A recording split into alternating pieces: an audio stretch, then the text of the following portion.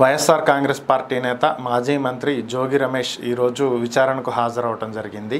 గతంలో వైఎస్ఆర్ కాంగ్రెస్ పార్టీ అధికారంలో ఉన్నటువంటి సమయంలో అప్పటి ప్రతిపక్ష నేత ప్రస్తుత ముఖ్యమంత్రి చంద్రబాబు నాయుడు ఇంటి మీద దాడికి ప్రయత్నించారు అనేది ఆయన మీద ప్రధానంగా ఉన్నటువంటి ఆరోపణలు. దీని మీదే ఆయన విచారణకు పిలవటం, ఈరోజు ఆయన ఆ సమయంలో ఉపయోగించినటువంటి కారు, మొబైల్ ఫోను తీసుకుని విచారణకు హాజరవటం జరిగింది. విచారణ అనంతరం ఆయన మీడియాతో మాట్లాడటం జరిగింది. మీడియాతో మాట్లాడుతూ చంద్రబాబు మీద నిరసన తెలియచేయటానికి మాత్రమే తాను అక్కడికి వెళ్ళానని, అంతేగాని దాడికి ప్రయత్నించలేదు అని చెప్పి ఆయన చెప్పడం జరిగింది. ఇలా ఎన్నిసార్లు పిలిచినా విచారణకు వస్తానని, సహకరిస్తానని, కానీ రాజకీయ కక్ష సాధింపు చర్యలలో భాగంగానే కూటమి ప్రభుత్వం తనను విచారణకు పిలుస్తూ వేధిస్తుందని, తన మీద కేసు పెట్టాలని ప్రయత్నిస్తుందని, కానీ తాను ఇటువంటి అక్రమాలకు పాల్పడలేదనేది ఆయన వర్షన్. అయితే ఇక్కడ ఒక విషయం అర్థం చేసుకోవాల్సింది ఏంటంటే, నిరసన జనరల్గా ఎవరైనా ఎవరి మీద తెలియజేస్తారు? ప్రతిపక్షంలో ఉన్న వాళ్ళు అధికార పక్షంలో ఉన్న వాళ్ళ మీద నిరసన తెలియజేస్తారు. ఎందుకంటే ప్రతిపక్షంలో ఉన్న వాళ్ళు ఎటువంటి డెసిషన్ కూడా తీసుకోలేరు. సో కాబట్టి వాళ్ళు ఇక్కడ నిరసన తెలియజేయటం తప్ప చేయగలిగింది ఏం లేదు. ఒకవేళ వాళ్ళ మీద ఏదైనా ఫిర్యాదు చేసినా, కేసులు పెట్టినా ప్రభుత్వం మీద ఈ ముందుకి నడవ కూడా. దానికి బెస్ట్ ఎగ్జాంపుల్ మంగళగిరిలో ఉన్నటువంటి టీడీపీ కేంద్ర కార్యాలయం మీద దాడి చేసి అద్దాలు పగలగొట్టి నానా హంగామా చేస్తేనే ఆ కేసు నిన్న మొన్నటి వరకు ముందుకు వెళ్ళనటువంటి పరిస్థితి.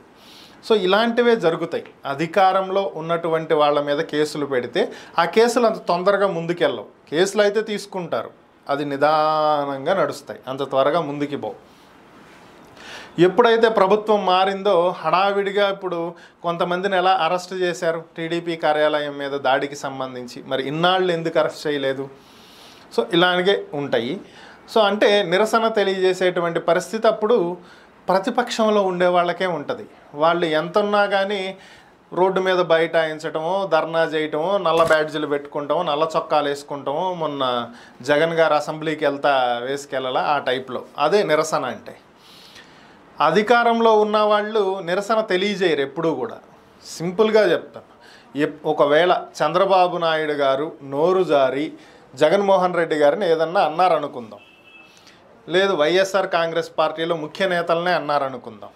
సో అప్పుడు నిరసన తెలియజేయరు వైసీపీ వాళ్ళు ఎవరు కూడా. ఎందుకంటే వాళ్ళు అధికారంలో ఉన్నారు కాబట్టి కౌంటర్ ఇస్తారు, లేదా నేరుగా ఈ వ్యాఖ్యలను రికార్డెడ్ కాబట్టి వీటిని తీసుకెళ్ళి పోలీస్ స్టేషన్లో పెట్టి ఇది మాకు అవమానం కలిగింది, దీని మీద చర్యలు తీసుకోండి, పరువు నష్టం దావా వేస్తున్నామని చెప్తారు.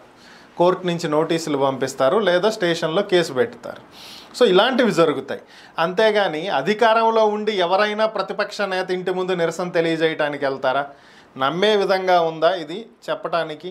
మరి ఇది జోగి రమేష్ గారికి ఈ మాత్రం ఇంత చిన్న విషయం కూడా ఎందుకు అర్థం కాలేదో నాకైతే తెలియలేదు. కానీ ఆయన నిరసన తెలియజేయటానికి వెళ్ళారంట, దాడికి అయితే కాదంట. మరి నిరసన తెలియజేయటానికి వెళ్ళినప్పుడు 20 కార్లు వేసుకెళ్లాల్సినటువంటి అవసరం లేదే. ఆయన కారులో ఆయన ఇంకో నలుగురు వెళ్ళి నిరసన తెలియజేయొచ్చు. చంద్రబాబు గారు పలానా మాటలు అన్నారు, మా అధినేతను ఇలా అన్నారు, మేము దానికి నిరసన తెలియజేస్తున్నాం. ఆయన ఇంటి దగ్గర కూర్చుని కూడా నిరసన తెలియజేయచ్చు, ప్రెస్ మీట్ పెట్టి. లేదు ధర్నా చౌక్ అని ఒకటి ఉంది విజయవాడలో, అక్కడ కూడా కూర్చుని నిరసన తెలియజేయచ్చు. చంద్రబాబు ఇంటికి వెళ్ళే నిరసన తెలియజేయాల్సినటువంటి అవసరం లేదు.